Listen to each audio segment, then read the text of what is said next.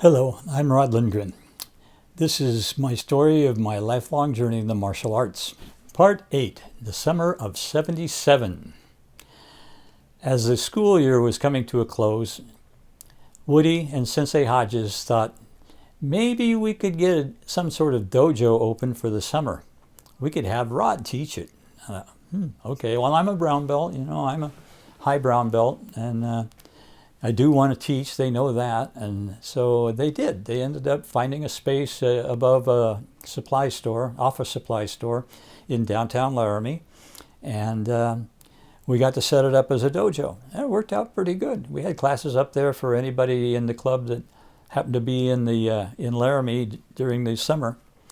Not a lot, but we had classes and it was good. One point in July, they decided it's time to do some black belt tests since we have a dojo here. And there were 3 of us that were going to get tested. One was Joe Hageman, which I had mentioned before. Another was Walt Dewey Draper. And the last was me.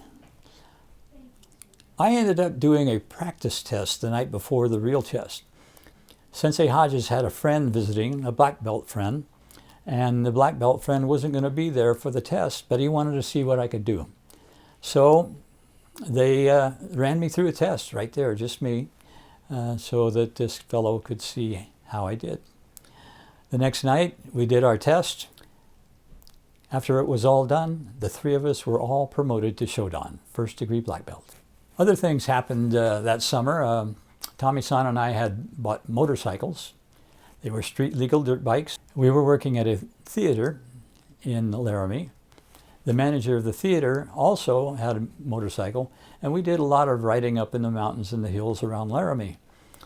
Well, one time, Tommy-san and I had gone out to a little motocross track outside of town, and as he went up a bankment and come back down, the motorcycle flipped on him and threw him right down on the ground. Well, Tommy knew how to fall, but he didn't have time to react, and it hurt him.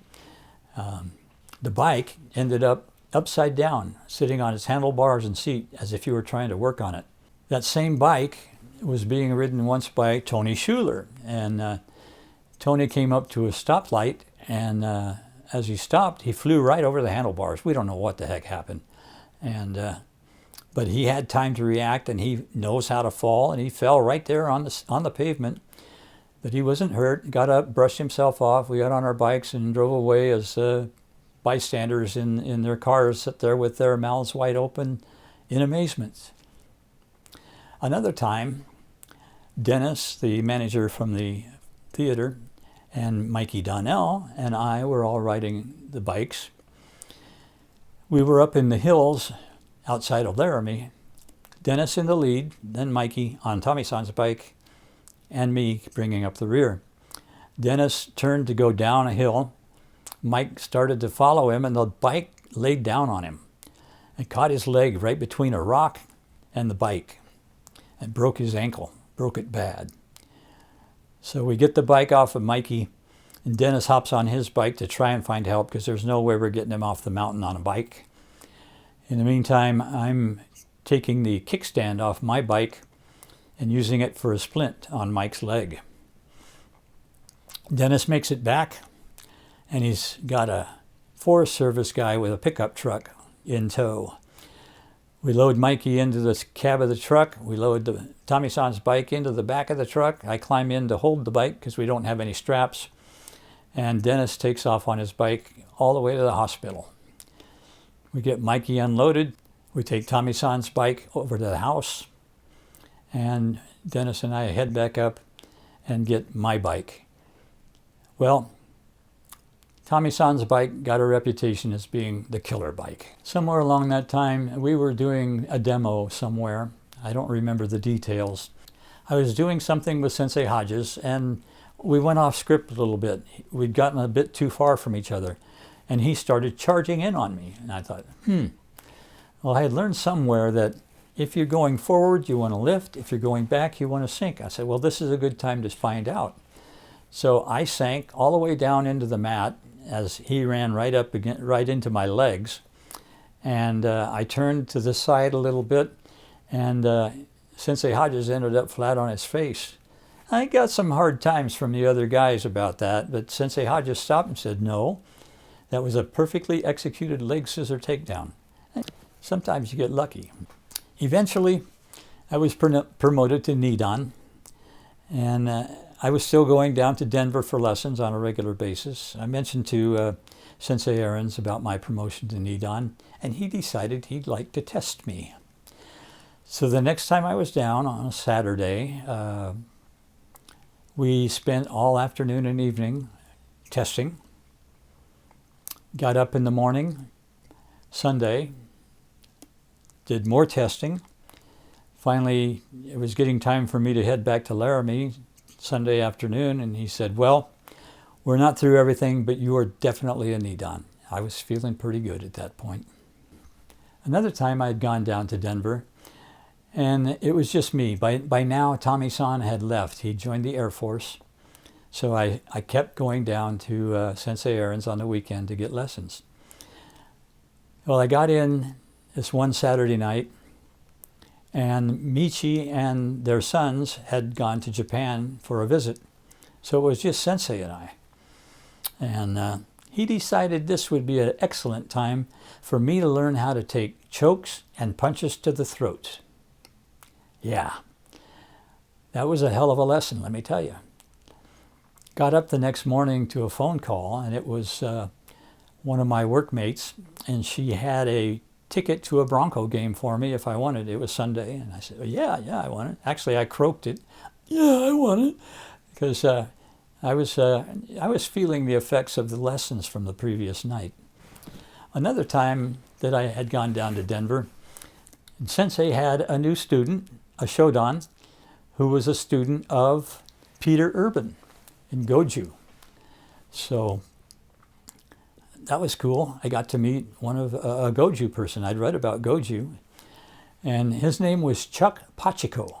Now, if you look at the spelling of it and so forth, and you know Muhammad Ali's trainer, and you know the running back from Kansas City Chiefs, you would probably pronounce it Pacheco, but he pronounced it Pachiko. Chuck Pachiko.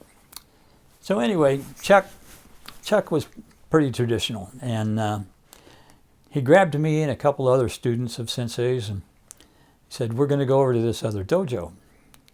Well, what are we going there for? He said, well, these two young black belts had come into Denver, had visited many different schools, and including Sensei Ahrens' school, and had made the comment that there was no one in Denver that could teach them anything.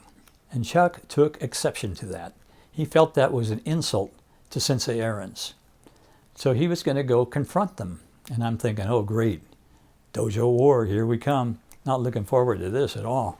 We get to the dojo, we go in, they're having class, and we sit respectfully and watch their class. When the class is over, the two young instructors give us their attention, and Chuck walks out in the middle of their dojo, sits down formally, and confronts them, tells them exactly why he's there. And I'm thinking, oh great, I'm looking around, which one of these guys am I going to have to hit? You know, good Lord, I've never been in a situation before. And luckily, cooler heads prevailed. The two instructors were very good about it. They listened to what Chuck had to say and made apologies and said they never intended to offend anybody or cast aspersions on anybody. And we left, and everything was okay at that point. But then we got on the phone. And on the phone, Chuck was talking to Sensei Ahrens. And you could just watch Chuck on the phone, and he's just getting sadder and sadder, and his face is looking longer and longer. And I thought, uh-oh. And he gets done talking, and he hands the phone to me and says, Sensei wants to talk to you. Okay. And yeah, he was mad. He said if a person could die from a front punch through a telephone, Chuck would be dead. And he said, and you, Rod, you should have known better. You should have stopped it. And yeah. Well, the following night, there was a tournament. And we weren't competing, but we went to watch. And at one point, Sensei and Chuck disappeared. Don't know where they went. They came back, 5-10 minutes later, probably 15 minutes later. And what happened, Sensei had grabbed Chuck and gotten those two karate instructors and went behind the bleachers and made Chuck get down and formally apologize for what he did. If I thought Chuck was sad before that, he's really sad now. He's really hangdog. Sensei took me aside and said, look, you can see Chuck's feeling bad, and I need you to help him. I need you to make him understand, yeah, he made a mistake. The mistake's been corrected.